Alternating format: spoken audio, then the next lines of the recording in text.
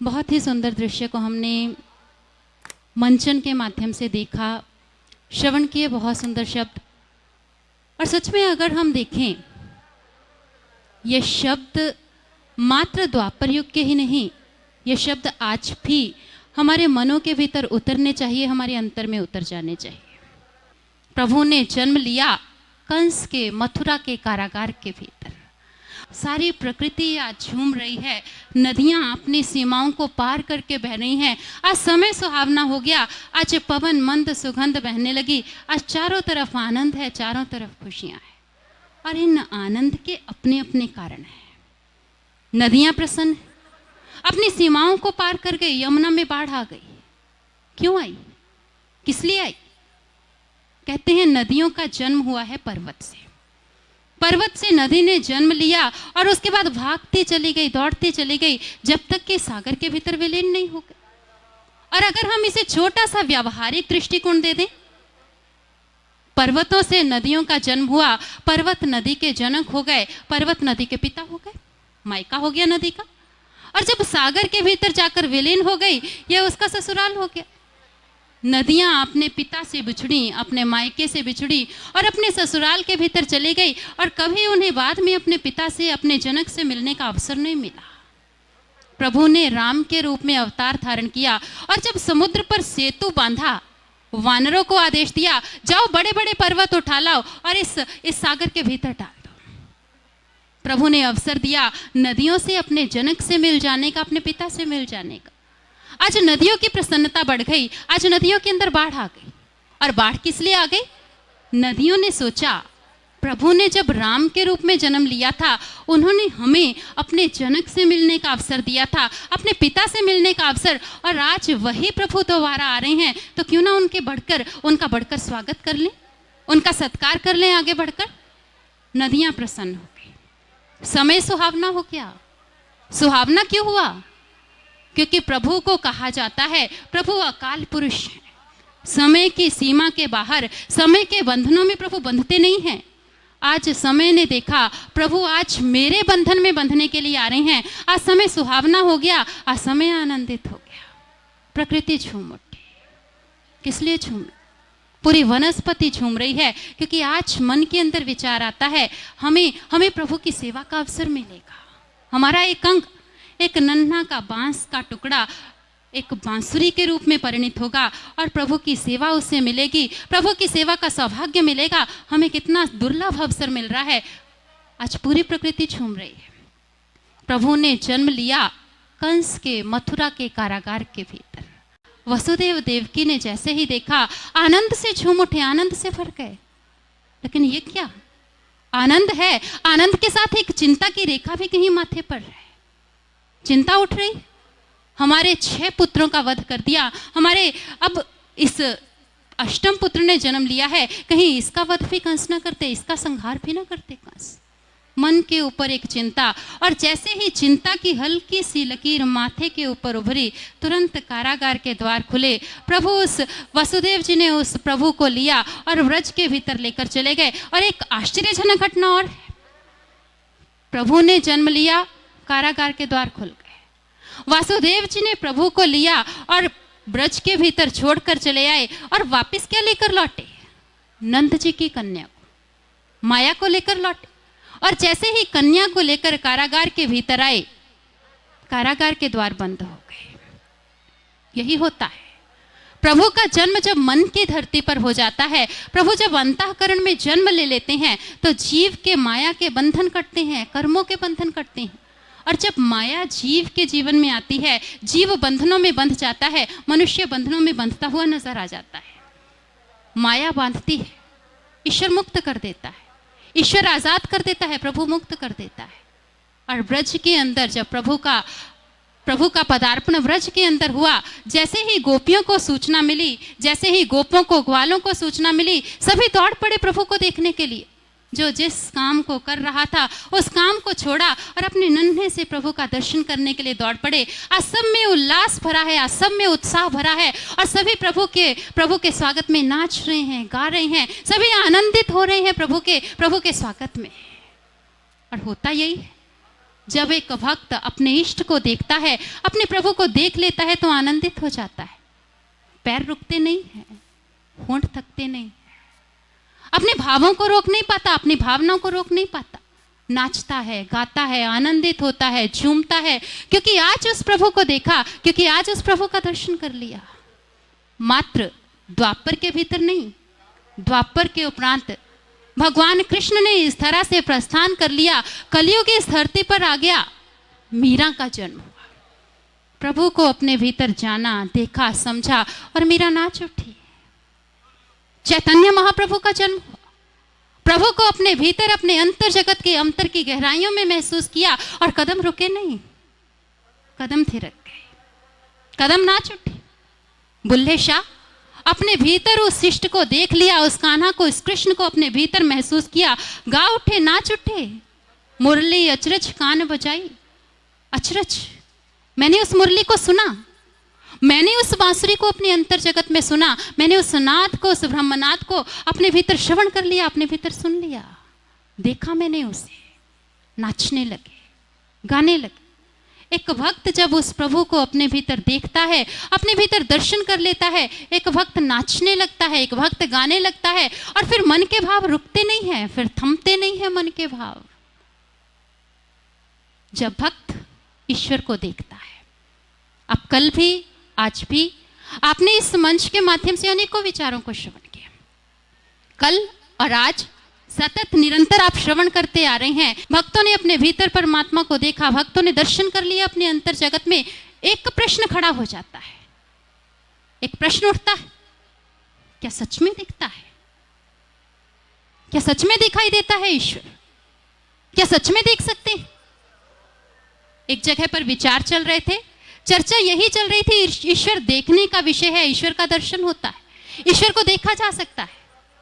चर्चा समाप्त हुई, सत्संग समाप्त हुआ, एक बहन आई, प्रश्न कर दिया उन्होंने, आपने कहा ईश्वर दिखता है, आपने कहा कि गुरु ज्ञान देता है, दीक्षा मिलती है और ईश्वर का दर्शन हो जाता है। मैंने इतने साहित्य का अध्ययन किया, इतने महापुरुषों के वचनों को, वाणियों को मैंने श्रवण किया, मैंने कहीं नहीं सुना कि ईश्वर दिखता है। और अगर कहीं मैंने पढ़ा है, सुना है, तो लिखा क्या है? लाखों लाख जन्म तपस्या करनी पड़ती है, उसके बाद ईश्वर की कहीं एक नन्ही सी झलक मिलती है, एक छोटी सी झलक मिलती है। आप कहते हैं कि गुरु ने मस्तक पे हाथ रखा और ईश्वर को दिखा दिया। आप कैसे कहते हैं? हमने कहा ये विचार हमारे निजी विचार नहीं, ये विचार दिव्य ज्योति जागृति संस्थान के विचार नहीं, ये विचार हमारे परम पूजनीय गुरुदेव सर्वश्री आशुतोष महाराज जी के अपने विचार नहीं, ये विचार हमारी गीता देती है, हमारी रामचरितमानस, हमारे वेद, हमारे उपनिषद, हमारा एक एक ग्रंथ कहता है ईश्वर दिखता है। हमारे एक एक ग्रंथ के अंदर कहा गया ईश्वर का दीदार होता है, ईश्वर का दर्शन होता है। रामचरितमानस की एक छोटी सी चौपाई को ले तुलसीदास जी ने कहा, जाने बिन न होए प्रतीति, बिन प्रतीति न होए प्रीति, बिन प्रीति नहीं भक्ति दृढ़ाई, जिमि खगपति जल के चिकनाई। जाने बिन न होए प्रतीति, जाने बिना विश्वास नहीं होता। एक साधारण इंसान पर विश्वास करने के लिए जानना पड़ता है, देखना पड़ता है। और जहां ईश्वर है, महापुरुषों ने कहा जाने बिन न होए प्रतीति, बिन प्रतीति न होए प्रीति। जाने बिना प्रेम नहीं हो सकता, विश्वास नहीं, और विश्वास नहीं तो प्रेम कैसा? जड़ है विश्वास। हमारे मन के अंदर विश्वास होगा जिस दिन हम ईश्वर को देख लेंगे, जिस दिन हम ईश्वर का दर्शन कर लेंगे। हम कहते हैं कहां दिखता है? किसी ने बहुत सुंदर कहा, कौन कहता है कि दीदार नहीं होता है? कौन कहता है कि दीदार नहीं होता है? आदमी खुद ही तलबगार नहीं होता है, उसको पाना है तो प्रहलाद बनो पहले, यूं ही नरसिंह का अवतार नहीं होता है। ईश्वर देखने का विषय है, ईश्वर का दर्शन होता है, ईश्वर को देखा जा सकता है अपने अंतर जगत में, अपने भीतर की गहराइयों में। जब गुरु भीतर की आंख खोल देता है, अंतर की दृष्टि खोल देता है, क्योंकि ईश्वर इन आंखों का विषय नहीं है। बाहरी आंखों से ईश्वर को पहचाना नहीं जा सकता। ईश्वर को अगर पहचानना है तो अंतर की आंख, भीतर की आंख ही ईश्वर की पहचान कर सकती है, बाहर की आंखें नहीं। भागवत में एक बहुत सुंदर, एक छोटी सी घटना आती है। भगवान कृष्ण को पहचानने के लिए इन आंखों की अगर हम इन आंखों की सहायता लेना चाहते हैं, ये आंखें उस ईश्वर की, उस प्रभु की पहचान नहीं कर सकती। प्रभु ने ब्रज की भूमि पर अनेकों लीलाएं की, और जब प्रभु ने कुछ लीलाएं की, एक दिन ब्रह्मा के मन के भीतर विचार आ गया, क्यों ना चलकर देखें। प्रभु ने इतने लीलाएं की, इतने वर्ष व्यतीत हो गए, इतने दिन बीत गए, मैंने तो अभी तक प्रभु को देखा भी नहीं, क्यों ना चलकर देखूं कैसे हैं प्रभु, किस तरह के। मैं अपने प्रभु का दर्शन करूं, मैं अपने प्रभु का चरण स्पर्श करूं, मैं अपने प्रभु का चरण वंदन करूं, मैं अपने प्रभु के लीलाओं को देखूं, अपने प्रभु की लीलाओं का दर्शन करूं। मन के अंदर विचार आया, धरती पर आ गए, लेकिन यहां तो कुछ और ही था। क्या था यहां पर? प्रभु ने अपने ग्वाल बालों को लिया था, और प्रभु तो अपने नटखट, अपने उद्यमी लीलाओं के अंदर लगे हुए थे। बड़ा अद्भुत सा खेल था। भगवान ने अपने नन्हे नन्हे बाल सखाओं को लिया और चल पड़े वन में गौएं चराने के लिए।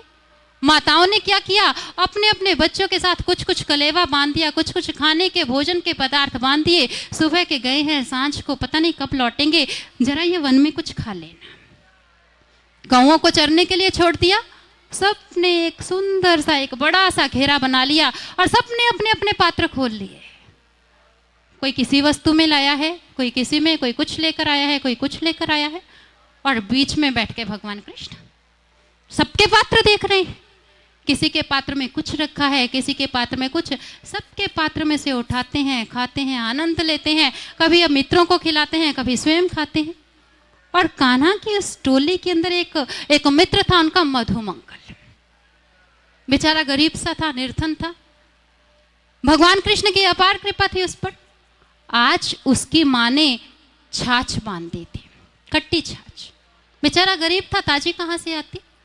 उसने जब देखा कृष्ण को अपने लीलाएं करते हुए, कभी किसी से छीन कर खा रहे हैं, कभी किसी को खिला रहे हैं, उसे लगा मेरी छाछ तो खट्टी है, और मेरी खट्टी छाछ अगर प्रभु पी लेंगे तो मेरे प्रभु का मुंह तो खट्टा हो जाएगा। भला मैं इस खट्टी छाछ को प्रभु को कैसे अर्पित कर दूं। और जैसे ही मन के अंदर ये विचार आया, झट से अपने छाछ का पात्र उठाया और मुख को लगाया, एक सांस में सारा खत्म। प्रभु का ध्यान किया, उन्होंने कहा मधुमंगल, अरे क्या कर रहा है? अरे ये तो मेरे लिए था, मेरे लिए भेजा था, तूने मुझे दिए बिना कैसे पी लिया? और जैसे ही ये कहा, प्रभु ने देखा मधुमंगल के मुंह पर हल्की सी कहीं से छाछ टपकती जा रही थी। झट से आगे बढ़े और लगे उसे चाटने। और अब देखो, ब्रह्मा जी इस समय पर पहुंच गए, आगे पहुंच गए, देखने लगे, अरे ये भगवान है। आप ही सोचिए, एक नन्हा सा बालक दूसरे बालक के मुख पर से मक्खन चाट रहा है, आप कहेंगे भगवान उसे? ब्रह्मा ने भी नहीं माना, आंखों से देखा और धोखा खा गए, और चल पड़े प्रभु की परीक्षा लेने के लिए, और परख अपनी हो गई। ये आंखें प्रभु की पहचान नहीं करती, इन आंखों से उसकी पहचान नहीं होती। अगर उसे देखना है, भगवान कृष्ण कहते हैं, दिव्यम ददामि ते चक्षु पश्चिम योग मैश्वरम। अर्जुन, मैं तुझे दिव्य चक्षु प्रदान करूंगा, और जब वो आंख खुलेगी, तू मेरा दर्शन अपने अंतर जगत में करेगा, तू मुझे अपने भीतर देखेगा, मेरा दर्शन करेगा। भीतर की आंख खुलती है, अंतर की आंख गुरु की कृपा से।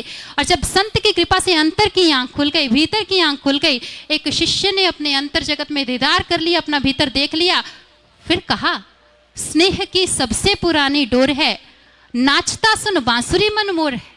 शक्ति पाकर प्रेम की आगे बढ़ा, आदमी वैसे बहुत कमजोर है। जब उसको अपने भीतर अनुभव किया, जब देखा संत की कृपा से, गुरु की कृपा से, उस अदृश्य को अपने भीतर देख लिया, उस अनसुने को अपने भीतर सुन लिया, उस परमात्मा का दर्शन अपने अंतर जगत में कर लिया, देख लिया, डूब गए उसके प्रेम के भीतर। फिर एक शिष्य के भाव रहे, ऐसे शिष्य ने जिसने गुरु की कृपा से अपने अंतर जगत में उस ईश्वर का दीदार कर लिया, उस ईश्वर का दर्शन कर लिया। ऐसे शिष्य ने कहा, अपने गुरु के चरणों के प्रति, अपने गुरु के प्रति भाव अर्पित कर दिए। उसने कहा, हे सतगुरु, तेरी एक झलक ही मुसर्रत है, तेरी एक झलक ही मुसर्रत है, दर्द दिल के शफा से लगते हो।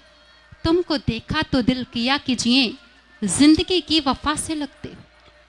तुमको देखा तो दिल किया कि जिए, जिंदगी की वफा से लगते हो। तुमको देखा तो मेरे पाप सारे धुल गए, मुझको बस तुम खुदा से लगते हो, मुझको बस तुम खुदा से लगते हो। गुरु की शरण में आकर जब ईश्वर को अपने अंतर जगत में देखा, ईश्वर का दर्शन अपने अंतर जगत में किया, तभी जन्माष्टमी महोत्सव है, कृष्ण के जन्म का महोत्सव। कब हुआ कृष्ण का जन्म? द्वापर के अंदर भगवान कृष्ण ने मथुरा की भूमि को पवित्र कर दिया। द्वापर के अंदर भगवान कृष्ण ने गोकुल की भूमि को पवित्र कर दिया। द्वापर के अंदर भगवान कृष्ण ब्रज की भूमि को, भारत भूमि को पवित्र करके चले गए। क्या आज नहीं? हमारे मन के इस कारागार के अंदर जब भगवान कृष्ण जन्म ले लेंगे, हमने इस कारागार के अंदर जो बंधन बांध लिए हैं, हमारे कर्मों के बंधन, हमारे संस्कारों के बंधन, एक एक बंधन टूटता चला जाता है, एक एक बंधन बिखरता चला जाता है। जब कृष्ण का जन्म हमारे अंतर जगत में होता है, जब कृष्ण को हम अपने अंतर जगत में देख लेते हैं, और तभी जन्माष्टमी सार्थक हो सकती है, तभी हम अपने इस जीवन में जन्माष्टमी को उतार सकते हैं। और आइए हम सभी प्रभु के चरणों में यही प्रार्थना करते हैं कि ये जन्माष्टमी मात्र बाहर ही ना रह जाए, हम सभी के जीवन के भीतर ये महोत्सव बनकर उतर जाए। हम सब अपने भीतर उस कृष्ण को, उस कान्हा को अपने अंतर जगत में उससे मिलन कर लें, ताकि हमारे भीतर आनंद के बादल गरज जाएं, ताकि हमारे भीतर आनंद की ऋतु आ जाए। और आइए यही प्रार्थना रखते हुए सभी जय घोष करेंगे प्रभु के चरणों में। बोले कृष्ण बलदेव की, कृष्ण कन्हैया की, बंसी बजैया की, श्री सतगुरु महाराज की, सर्व श्री आशुतोष महाराज जी की, सच्चे